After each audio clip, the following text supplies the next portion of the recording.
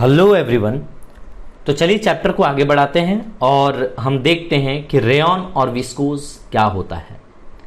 This is very very important topic और ये पहला यहाँ पे सिंथेटिक क्लोथिंग एंड मटेरियल में सबसे पहला ये चैप्टर मतलब ये पहला टॉपिक है जो कि बहुत ज़्यादा इंपॉर्टेंट है, अक्सर पूछे जाते हैं।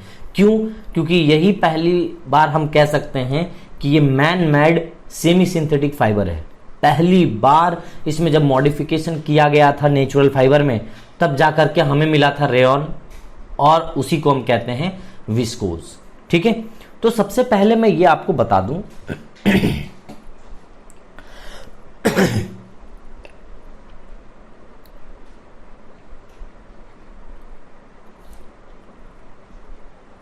इसके डेफिनेशन को आइए पहले देखते हैं, उसके बाद मैं इसको इसके जो ड्राइंग है, इसके जो इमेज हैं, उसके थ्रू मैं आपको एक्सप्लेन करूंगा। तो सबसे पहले आप ये जान जाइए कि रेयॉन जो था ये फर्स्ट मैन मेड फाइबर था। So rayon is the first man made fibre और इसको हम सेमी सिंथेटिक फाइबर भी कहते हैं। सेमी सिंथेटिक फाइबर आप सिंपली ये समझ सकते हैं कि रेयॉन जो होता है और सेमी सिंथेटिक उसको कहते हैं जो नेचुरल फाइबर में थोड़ी सी मॉडिफिकेशन के बाद बने। यानी कि ये एक आप कह सकते हैं कि एक कोशिश थी कि किसी तरीके से नेचुरल फाइबर से कन्वर्ट होने का सिंथेटिक फाइबर में, तो इन बिटवीन जो बना इसे हम क्या कह दिए? रेयॉन। ओके, सो यहां पे rayon is the first man made. ये चीज आपको दिमाग में रखना है कि फर्स्ट मैन मेड फाइबर है जो कि सेमी सिंथेटिक है, फुल्ली सिंथेटिक फाइबर नहीं है। ये फुल्ली नहीं कह सकते हम इसको, ठीक है, ये सेमी सिंथेटिक है। अब चूंकि यहाँ पे यूरोप में ये जो प्रोसेस फर्स्ट बार किया गया था, ये यूरोप में किया गया था, तो यूरोप में इसे विस्कोस प्रोसेस कहते हैं। यहाँ पे जो रेयॉन बनाते हैं इसको हम विस्कोस प्रोसेस कहते हैं, इसीलिए मैंने एक और नाम उसको विस्कोस लिखा है। तो यहाँ पे यूरोप में क्या लिखते हैं आप देख लीजिए the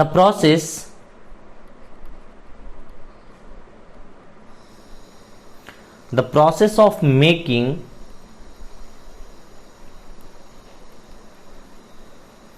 the process of making it in Europe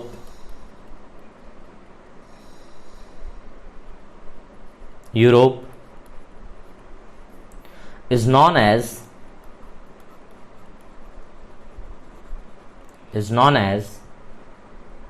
बोलिए is known as viscose process।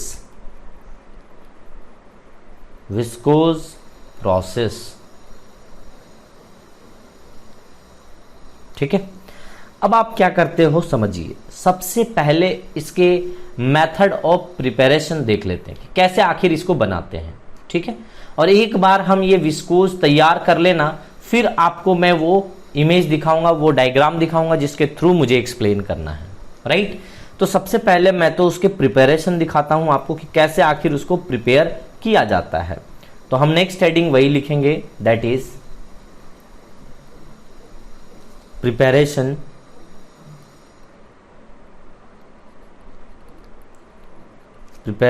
of rayon।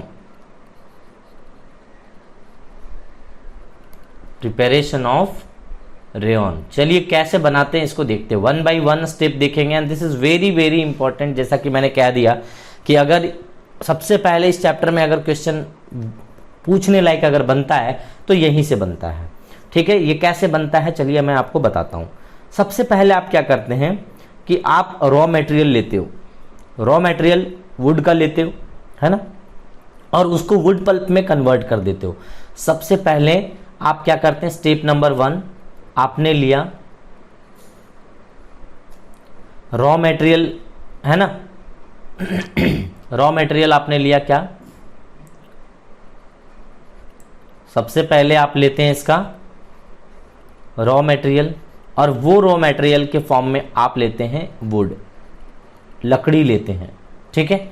और उस लकड़ी को आप क्या करते हैं, स्टेप नंबर 2, आप वुड पल्प में कन्वर्ट करते हैं, है ना। उस लकड़ी को, इसी वुड को आप कन्वर्ट कर देते हैं किसमें बेटा, देखो यहाँ पे सेकेंड स्टेप, यहाँ पे मैं इस ऐसा कर देता हूँ, इसी को एरो बना दूं क्या ऐसा करके। स्टेप नंबर 2, स्टेप नंबर 2 में हम यहाँ पे वुड पल्प बना देते हैं, वुड पल्प। ये वुड पल्प क्या होता है कि यहां पे वुड को ना छोटे छोटे टुकड़ों में इसको बांट दिया जाता है। आप देखते हो कभी कभी लकड़ी का जो काम करता रहता है वो पाउडर्ड के फॉर्म में कन्वर्ट हो जाता है बेटा, उसको इतनी छोटी सी कर देती है क्योंकि इसका सॉल्यूशन हमें बनाना है ना, तो एकदम पाउडर्ड के फॉर्म में इसको कन्वर्ट कर दिया जाता है पूरा लकड़ी को, समझ लीजिए उसको, है ना। तो ये पाउडर्ड के फॉर्म में पूरा कन्वर्ट हो गया। तो वुड से आपने क्या पाया, वुड पल्प। अब ये वुड पल्प से आपको क्या करना है ये समझिए। अब यहां पे इसको सबसे पहले वुड पल्प अगर देखोगे तो लकड़ी में जनरली आप कहते हो कि सेलुलोज होता है। क्या होता है, सेलुलोज। तो पहला तो मेथड आप समझ जाइए बेटा कि यहाँ पे स्टेप नंबर 1 में कि आपने रॉ मटेरियल क्या लिया, वुड लिया। फिर वुड को लेने के बाद स्टेप नंबर 2 में आपने क्या करा कि इसको कन्वर्ट करा छोटे छोटे पीसेस में, दैट इज वुड पल्प में। अब इस वुड पल्प का क्या करना है, आइए हम एक एक करके प्रोसेस वाइज समझते हैं।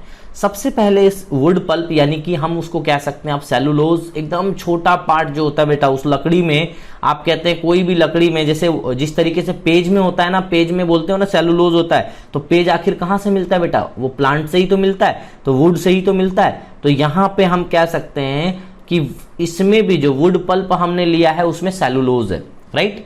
जो वुड पल्प आपने ले रखा है उसमें सेलुलोज की मात्रा है, और उसको क्या किया है आपने कि सोडियम हाइड्रोक्साइड से रिएक्शन करवा दिया। सबसे पहले आपने सोडियम हाइड्रोक्साइड से रिएक्शन करवा दिया, स्टेप नंबर 1।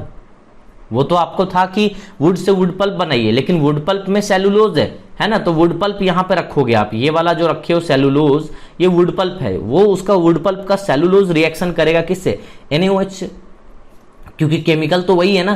तो यहां पे इससे सोडियम हाइड्रोक्साइड से रिएक्शन करेगा और ये बना लेगा बेटा एल्कली सेलुलोज। क्या बनाएगा, एल्कली सेलुलोज। ये क्यों कह रहे हैं हम इसको एल्कली सेलुलोज, इसके पीछे लॉजिक है। देखिए, एल्कली का मतलब क्या समझते हो बेटा, basis which can dissolve in water. Alkali का मतलब होता है basis which can dissolve in water. हमने 7th क्लास में बड़े डिटेल में आपको एल्कली, बेस, सॉल्ट ये सब बताया था, एसिड बेस सॉल्ट के बारे में। तो एल्कली जो होते हैं वो इस ग्रुप को कहते हैं, एल्कली मेटल किसको कहते हैं, लिथियम को, सोडियम को, पोटेशियम को, रुबिडियम को, इसके जो बेसिस बनते हैं ना उसको आप कहते हो एल्कली मेटल, है ना। ये सब बेसिस डिजॉल्व होते हैं वाटर में, ठीक है। तो उसी से तो ये बना है, सोडियम तो देखिए ना वहीं से तो आया है, इसीलिए हम इसको एल्कली सेलुलोज कह दिए। अब हम क्या करते हैं सेकेंड स्टेप में कि एल्कली सेलुलोज को हम लेते हैं, स्टेप नंबर 2 जो आपने बनाया बेटा एल्कली सेलुलोज, तो आपने इसको ले लिया एल्कली सेलुलोज, और इसको क्या करा आपने, this is very very important, carbon disulphide CS2, carbon disulphide से आपने क्या करा, इसका रिएक्शन करा दिया, और ये जो बना अब ऑरेंज कलर्ड का सस्पेंशन बन जाता है ना, एक बीड्स बन जाता है। आप देख सकते हैं इसको, orange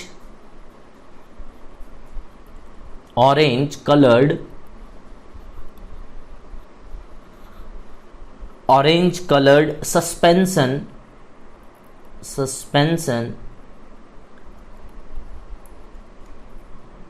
like small fragments,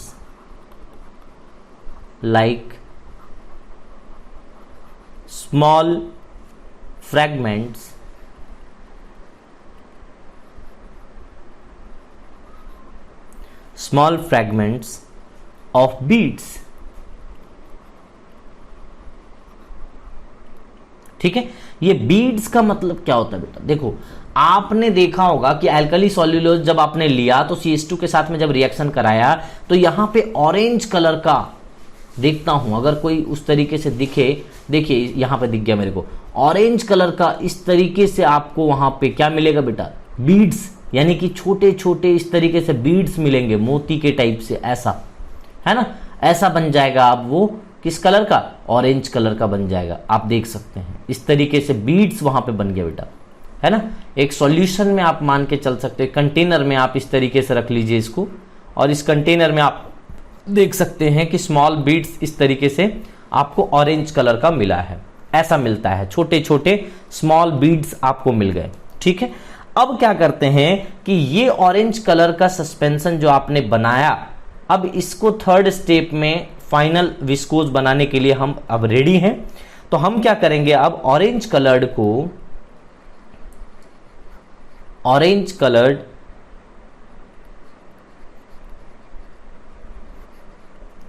suspension को आप क्या करेंगे, अब सस्पेंशन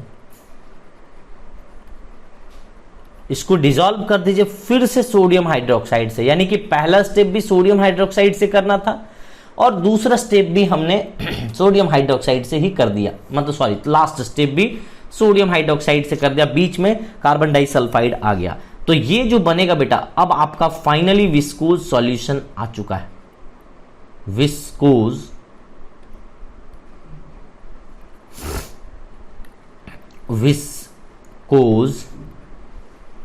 सॉल्यूशन। तो यही विस्कोज सॉल्यूशन का हमें काम लेना है।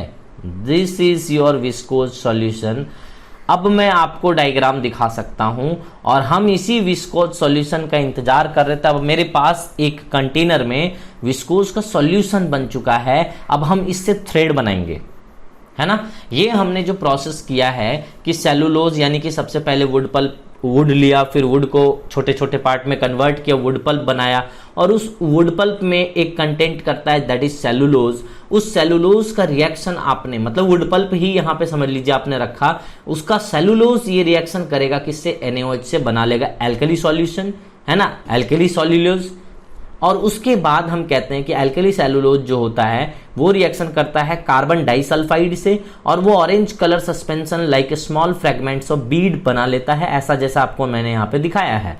उसके बाद इसी को फिर NaOH से रिएक्शन कराने के बाद हम देखते हैं कि ये विस्कोज सॉल्यूशन बना लेता है, और इसी विस्कोज सॉल्यूशन के मदद से हम बना पाते हैं क्या, बोलिए, विस्कोज सॉल्यूशन के मदद से हम बना पाते हैं थ्रेड्स। कैसे बनाते हैं, आइए मैं इसको आपको एक डायग्राम के थ्रू, एक फोटो के थ्रू आपको मैं क्लियर करने की कोशिश करता हूं, तो देखेंगे आप, तो इसमें आपको बहुत हद तक आपको समझ में आ जाएगा कि क्या बताने की कोशिश की जा रही है इसमें।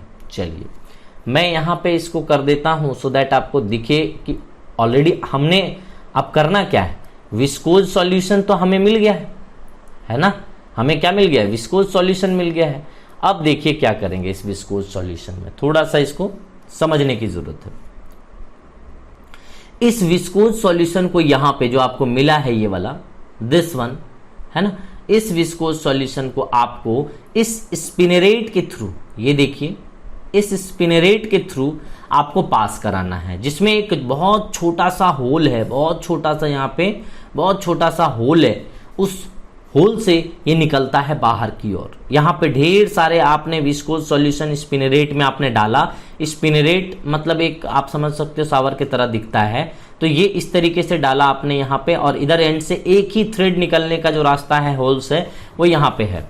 अब इसको क्या करा, ये जैसे ही निकला तो आपको विस्कोज सॉल्यूशन है, उसमें बहुत तरह का गमी सब्सटेंस होंगे, वहाँ पे आपने बेस से रिएक्शन करवाया, कार्बन डाइसल्फाइड से करवाया, तो वहाँ पे बहुत सारे चीज रहते हैं। तो आप क्या करते हो कि एसिड बाथ रिएक्शन करवाते हो, तो जो भी वहाँ पे बेस कैरेक्टर उसमें रहता है वो सब कुछ यहाँ न्यूट्रलाइज करके और इसको सॉफ्ट भी बना देता है।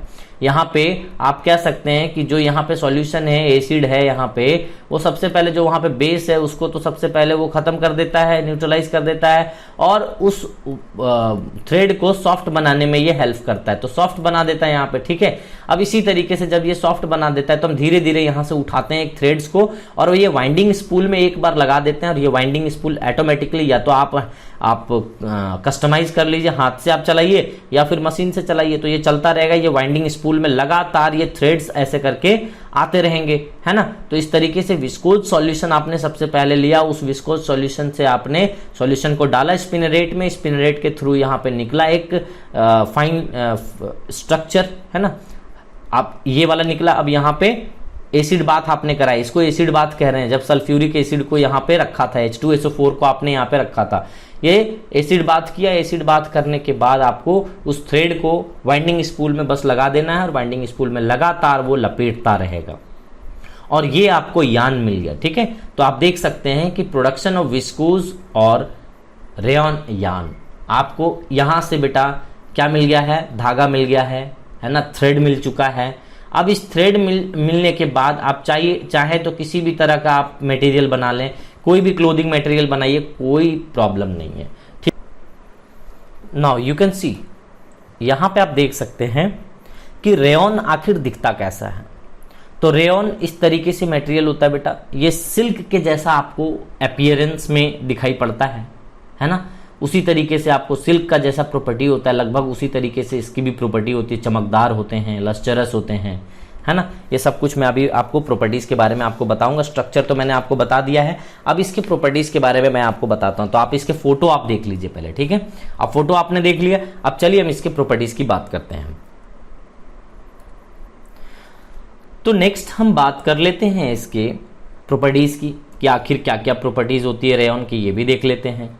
तो सबसे अब लास्ट में हम इसके यूजेस की बात करेंगे, तो प्रॉपर्टीज देखने के बाद।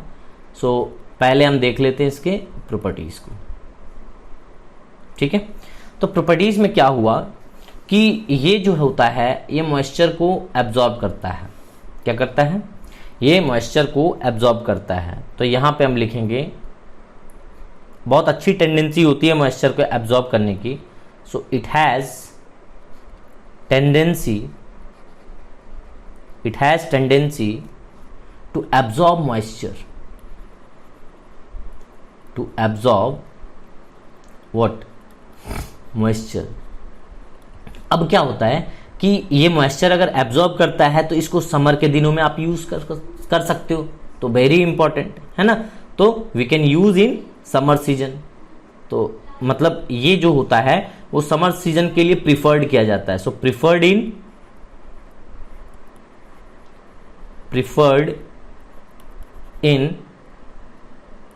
समर सीजन, ठीक है, प्रिफर्ड इन समर। ये कैसा दिखता है? ये बेटा शाइनी नेचर का होता है, ये लस्चरस होता है,